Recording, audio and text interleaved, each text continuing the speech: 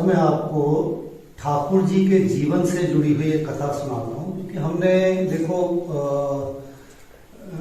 राम के जीवन से, कृष्ण के जीवन से जुड़ी हुई कथाएं सुनी हुई हैं, ठीक है।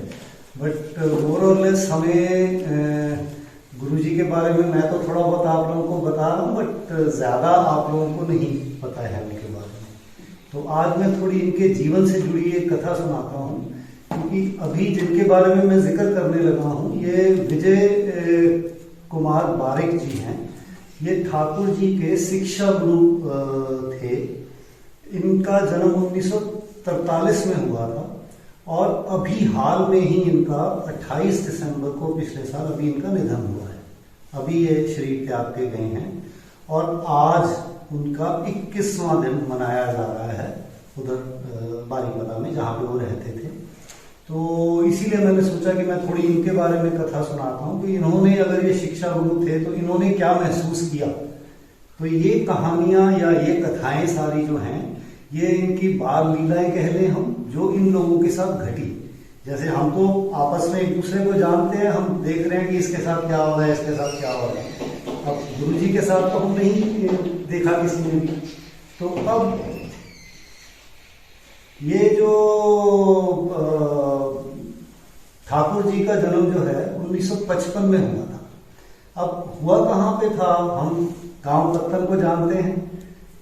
अब इनका जन्म भी गांव में हुआ था, शहर से काफी दूर, और वहां के गांव उस समय बहुत पिछड़े हुए थे। हो सकता है यहाँ पे भी पहले पिछड़े हों, जैसे प्रॉपर मिट्टी के घर थे, झुग्गियां थी, उस तरह के माहौल में इनका परिवेश में पैदा हुए थे।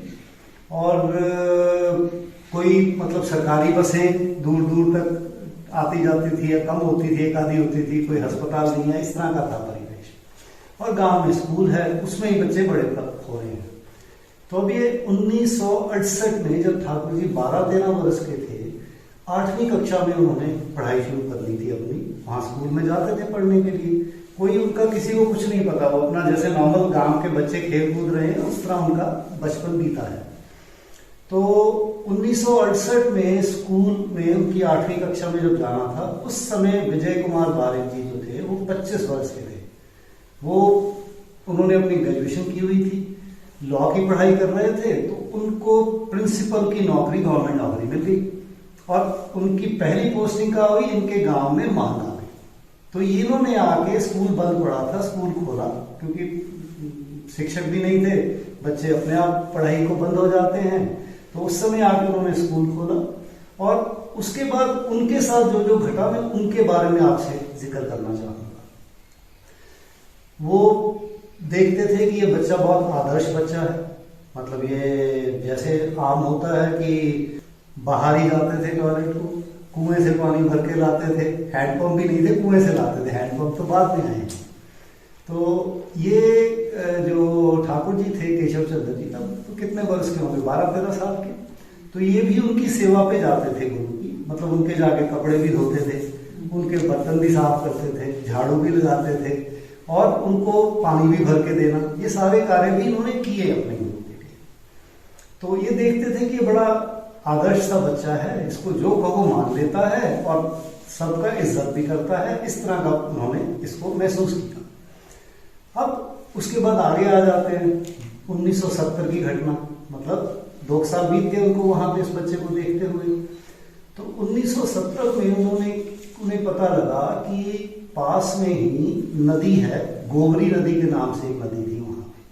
तो गोबरी नदी पर उन्हें पता लगा कि एक साधु है जो जल में रह के तपस्या कर रहा है पिछले बहुत सालों से। वो उस समय उसको 12 साल हो गए थे तपस्या करते। वो जल में रह के तपस्या करता था नदी के अंदर, और रात को साथ के बरगद के पेड़ के ऊपर जाके सो जाता था। जो कोई आता था उसको कुछ थोड़ी बहुत भिक्षा देगा तो वही खा के गुजारा करता था, और इस तरह उसकी तपस्या चल रही थी। और लोगों से पता लगा कि ये एक ब्राह्मण था। आज से 12 साल पहले इसको पता नहीं क्या हुआ, इसने अपने कपड़े भी उतार दिए सारे, अपना जनेऊ भी तोड़ दिया, और नग्न अवस्था में इसने जल में रह के तपस्या शुरू की हुई और तब से यहाँ तपस्या कर रहा है। इसको ये सुन के बड़ी हैरानी हुई। इसको था कि जो साधु संत होते हैं वो तो हिमालय में रहते हैं, कहते हैं अगर ऐसा है तो एक दिन ये देखने चला गया। जब देखा तो भरोसा हुआ कि हाँ भाई ये तो यहाँ पर भी तपस्या तो कर रहा है। तो फिर इसके मन में आया कि मैं जो ये बच्चे हैं, बच्चों को मैं इनको शिक्षा देने के लिए, ताकि दिखाने के लिए कि ऐसे भी लोग होते हैं, तो मैं इनको लेके जाता हूँ। तो दिसंबर 1970 की बात है। वहां पर जैसे सरस्वती पूजन किया जाता था गांव में, तो उस दिन क्या होता था कि ये स्कूल में भोजन बनाया और सब बच्चों को बांट भी देते होते थे, ऐसे करते होते थे। तो उसी दिन उन्होंने तय किया कि हम पिकनिक मनाने बच्चों को वहां ले जाएंगे, वहीं पे भोजन बनाएंगे, वहीं पे बच्चों को भी बांट देंगे और प्लस इस सालों को भी खिला देंगे। तो इस तरह करके वहां पे पहुंचे। अब वहां पे पहुंच के ये कार्य तो चल रहे हैं। अब ये ऊपर एक छोटी सी टीला सा था, टीले पे खड़े होकर देख रहे हैं उनको, बच्चों को, क्योंकि बच्चों पे तो निगाह रखनी पड़ेगी। कोई पानी में उछल कूद कर रहा है, कोई डूब जाए, कुछ हो जाए तो ध्यान तो रखना पड़ेगा। तो इसने सब तरफ ध्यान रखा हुआ था। और ठाकुर जी का क्या था, ये बड़ा अजीब सा तरीका था। ये कभी भी मतलब लोगों के साथ मिक्स नहीं करते थे, शुरू से ही अलग रहते थे। और अगर कभी जब भी ये नहाते थे, क्योंकि नदियों में ही नहाना होता था उस समय, तो नदी में नहाते थे तो अपने को जैसे औरतें ढक के नहाती है ना, अपने को लपेट के, उस तरह करके नहाते होते थे। कभी मतलब ऐसे नहीं नहाते थे। तो इन्होंने देखा कि वो अलग से केशव वहां पे अलग से नहा रहा, उसी तरह लपेट के। तो देख रहे थे, तो देखते ही देखते क्या हुआ, और उधर वो जो अच्युतानंद कर था, जिसको बाद में जिसका नाम शेंकना बाबा पड़ा, वो भी उधर अपनी तपस्या कर रहा है। जब इसको देख रहे हैं, देखते ही देखते क्या लगा, इनको वहां पे केशव की जगह पे बाल कृष्ण रूप नजर आया। मतलब उनको बकायदा वहां पे कृष्ण छोटे रूप में, उसके अराउंड औरा, ये उन्होंने प्रत्यक्ष अपनी आंखों से देखा। जब ये देखा तो एकदम से घबरा गए कि ये क्या हुआ, यहाँ तो केशव था। उन्हें लगा कुछ गड़बड़ हो गई, तो उन्होंने चिल्लाना शुरू कर दिया, केशव केशव। जब उन्होंने चिल्लाया तो फिर थोड़ी देर में उन्होंने देखा कि उधर से एक बच्चा और उनका केशव का हाथ पकड़ के ला रहा है। मतलब वो जो दृश्य नजर आया वो खत्म हो गया, अब केशव नजर आ गया। अब केशव नजर आ गया तो उनको लगा, हो सकता है यार मेरे को छलावा लगा है, मेरे को लगता है गलती लग गई, यही लगेगा ना हमें, ये तो आंखों का धोखा हो गया। तो ये कहानी यहीं पे खत्म हो गई। अब उसके बाद में 74 तक ये वहां पे रहे। ठाकुर जी ने 72-73 में अपनी 11वीं कर ली। उसके बाद में ये चले गए वापस अपने शहर बारीपदा।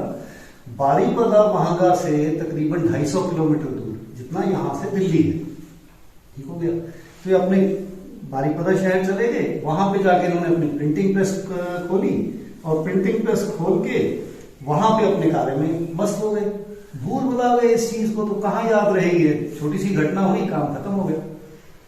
उसके बाद में आगे आ जाओ 1983, मतलब 13 साल बीत गए। एक दिन में नहीं हुआ, 13 साल बीते।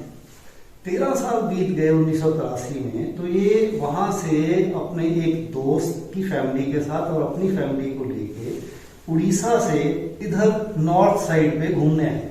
कहाँ पे? वृंदावन मथुरा देखने आए। वृंदावन मथुरा आप लोगों में से गए होंगे लोग। तो मथुरा में इनको कृष्ण से लगाव था। तो मथुरा में ये कारावास में क्या है, वहां पे मूर्तियां पड़ी हैं वासुदेव की, देवकी की और कृष्ण की बात वहां पे। तो ये भी कारावास में वहां पे आके देख रहे हैं उसको, मूर्तियों को। तो जब वहां देख रहे हैं तो इनको वहां ये एहसास हो रहा है कि देखो ये तो कृष्ण महाराज के पेरेंट्स थे, इनको कितना तकलीफ हुई 10 साल से ज्यादा, कितने इनके जो गर्भ धारण किए बच्चों को मार दिया, जेल में ही रखा हुआ है, इनके साथ कितना अत्याचार हुआ, वो इस तरह सोच रहे हैं।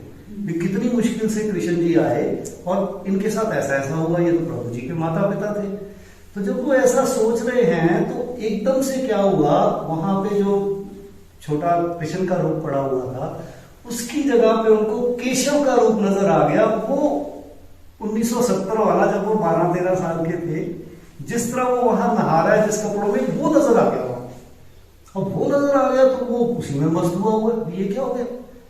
और इन द मीन टाइम जो साथ वाले आए हुए थे उन्होंने कहा वो विजय चलना नहीं, वो खड़ा हुआ वहां काफी देर से।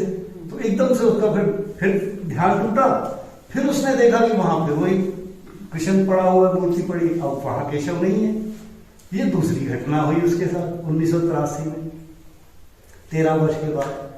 अब उसके बाद फिर वो भूल गए, फिर चले गए वापस। और जाते हुए वहां पे जहाँ पे लीला हुई थी ना गोपियों के वस्त्र चुराने की, कदम का पेड़ है, वहां कदम के पेड़ से उन्होंने एक डाली तोड़ी और ले गए साथ में। ठीक, वहां अपने घर पहुंचे उड़ीसा में वापस, तो कुछ दिन के बाद एक उनका पुराना शिष्य महंगा स्कूल का वो आया और कहता जी आप एक डाली तोड़ के लाए थे वहां से, केशव ने मंगवाई। वो था नहीं घर पे, उसकी वाइफ को कहा, वाइफ ने कहा क्या करनी डाली, उन्हें पकड़ा दी, उसे डाली काम था।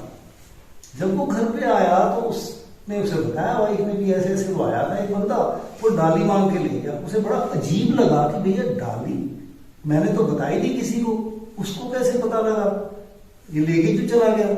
तो ये उसके साथ घटना हुई, बट फिर वो उसे भूल गया। उसके बाद 2 साल और बीत गए, 1985 आ गया आगे। ठीक है जी, 19 मतलब 16 साल बीत गए इस कथा को, एक दिन में नहीं हुआ। 1985 में आप देखो, संयोग देखो, उनका केस लगा हुआ है कटक में। कटक फिर वही महंगा के पास में 1 घंटा दूर, बट बारीपदा से 250 किलोमीटर दूर, वहां पे उनका केस लगा हुआ है कोर्ट का। कोर्ट केस के सिलसिले में उनको 1.5-2 महीने कटक में ही रुकना पड़ा। अब उस दौरान क्या होता है, जब वो कटक में अपना केस के लिए जा रहे हैं कोर्ट में, तो वहां उनके पास फिर एक पुराना महंगा का शिष्य फिर वहां टक्कर गया, अगेन संजोग। उसने कहा, कहता जी यहाँ पर आप प्रणाम वगैरह किया, कहता गुरु जी आपको याद है एक केशव होते थे हमारे साथ। अब उसको ध्यान तो था नहीं, बट उसको इतना ध्यान था कि शायद केशव 2 थे। तो कहता हाँ मेरे को कुछ ध्यान है। कहता जी केशव अब ठाकुर बन गए हैं, गुरु बन गए हैं। क्योंकि ठाकुर जी को 1978 में गुरु गद्दी पे बिठाया था, अब हम आगे 85 में 7 साल हो गए उनको गुरु बने। तो वो कहता जी वो गुरु बन गए हैं, ठाकुर बन गए हैं, और उन्होंने कहा था कि आपको गुरु जी मिलेंगे तो उनको बुला के लाना मेरे पास। वो कहता अच्छा ठीक है मैं आऊंगा, मैं अभी थोड़ा व्यस्त हूँ। फिर टाइम बीत गया, कुछ दिन बीते। अब ये जो लड़का था वीर साहू था इसका नाम, ये वापस महंगा का ही था। ये वापस महंगा पहुंचा, ठाकुर जी को बताया। कहता जी आपने कहा था कि गुरुजी मिलेंगे तो ऐसे ऐसे बोलना, तो मैंने बोला, गुरुजी मेरे को मिल गए कटक में, मैंने बोला। तो फिर ठाकुर जी ने क्या कहा, कहते अगली बार आना तो उनको साथ ही लेके आना। अब इधर तो ये गुरु गद्दी पे बैठे हुए हैं, इनका इतना ही कहना काफी है। उसने अब क्या किया, क्योंकि वो कटक में काम कर रहा था, तो उसने जाके जहां गुरुजी रुके हुए थे उसी जगह पे जाके डेरा जमा लिया। रोज गुरुजी के द्वारे, गुरुजी आप चलो, गुरुजी आप चलो।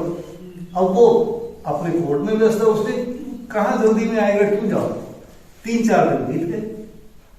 3-4 दिन के बाद क्या हुआ, उसको एक दिन सुबह सुबह सपने में ये सारे सीन याद आ गए, जिसको कहते हैं रिवाइंड हो गए सारे। पहले तो 1970 वाला सीन आ गया कि किस तरह वहां पे उनको कृष्ण के दर्शन हुए, नंबर 1।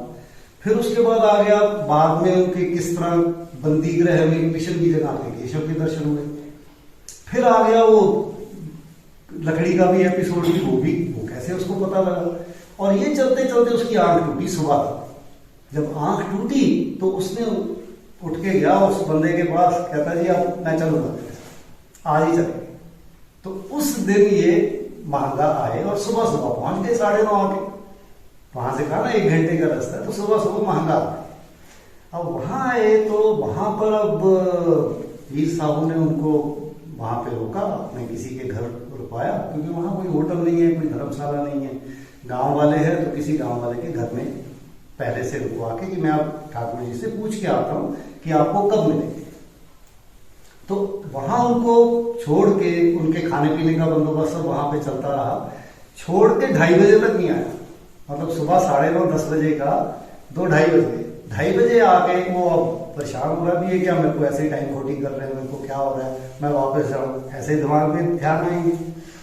तो 2:30 बजे जब आया तो उसने कहा जी आपको ठाकुर जी ने रात के 11:30 बजे बुलाया, मतलब सुबह से लेके अब 11:30 बजे बुलाया। एनीवे रुके रहे वहां पे, और रात को जब वो 11:30 बजे गए हैं गुरु जी के पास, तो मतलब उन्होंने, गुरु जी का दरवाजा खुला हुआ था, दरवाजा खुला हुआ है और लोग बाहर हैं, अंदर कोई नहीं जाता था, मतलब बगैर परमिशन के।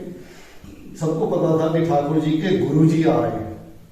तो गुरुजी जैसे ही अंदर गए, उन्होंने देखा केशव खड़ा हुआ है, और उसके बाद उनको वहां पर अपने स्थूल चक्षु से सत्यनारायण रूप में दर्शन दिए, अपने शंख चक्र गदा पद्म वाले खड़े रूप में।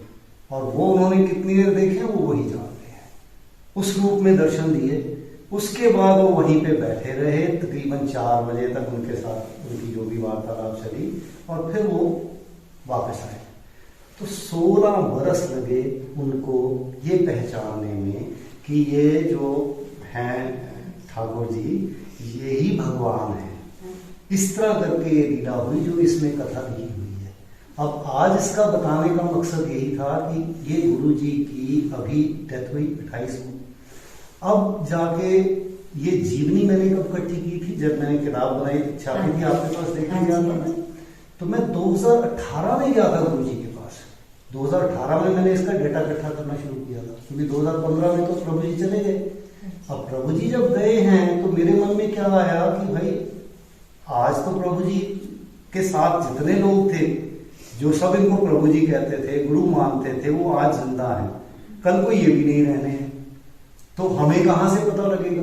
इतनी लीलाएं तो हमने सुनी हुई थी, बट इनके मुख से डायरेक्ट नहीं सुनी हुई थी। तो फिर उसके बाद मैंने ये डेटा इकट्ठा करना शुरू किया था। 2019 में जाके किताब आई थी, जब आई थी फिर मैंने आपको दी थी। तो तभी मैंने पिछली बार कहा था ना कि हम जब सत्संग पे आएंगे तो ही हमें कुछ ना कुछ श्रवण करने का मौका मिलेगा, अदरवाइज तो हमें वक्त ही नहीं होता, हम अपने कामों में उलझे रहते हैं। यहाँ आके कुछ ना कुछ हमें, वहां जाके तो हम पढ़ नहीं पाए, देख नहीं पाए, या ऐसा टाइम बीत जाता है अपने काम में। तो यहाँ पे इसीलिए मैंने आज सोचा कि मैं आप लोगों को ये आज कथा सुनाता हूँ, और इसी तरह करके प्रभु जी के जीवन के साथ जुड़ी हुई एक एक करके कुछ कुछ कथाएं मैं आपको हर बार थोड़ी थोड़ी सुना दिया करूँगा। तो आज हम इस कथा को यहीं पे रखते हैं कि ये एक बंदे ने क्या एक्सपीरियंस किया। इस बुक में कम से कम 30-40 भक्तों के एक्सपीरियंस हैं, एक का नहीं, किस तरह के एक्सपीरियंस है। तो ये वो है।